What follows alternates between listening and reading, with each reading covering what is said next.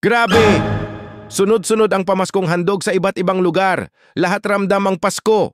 Ngayong holiday season, hindi lang mga organisasyon ang namimigay, pati iba't ibang politiko super aktibo rin sa kanilang pamaskong handog 2025. Sa iba't ibang lungsod at probinsya, may mga mayor, congressmen, governors at barangay officials na nagpakitang gilas sa pamimigay ng Noche Buena Packs. May spaghetti set, fruit salad ingredients, ham at minsan pati queso de bola. Grocery bags, bigas, delata, kape, asukal, mantika at iba pa. Cash assistance, mula T300 hanggang 1,000 depende sa lugar. Toys para sa mga bata, dolls, balls, toy cars, school supplies. Relief and clothing packs para sa mga nasalanta ng bagyo o nangangailangan. Christmas events and concerts. May pa-games, raffle at appliance giveaways.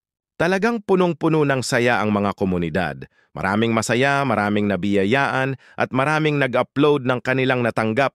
Kaya ang daming nagva-viral. Kayo ba? May natanggap na rin bang pamaskong handog mula sa inyong lugar o lokal na leader? Baka kayo na ang next na ma-feature. I-share nyo na sa comment section ang natanggap nyo ngayong Pasko. Spread the good vibes! Malay nyo, may mapasaya pa kayong iba!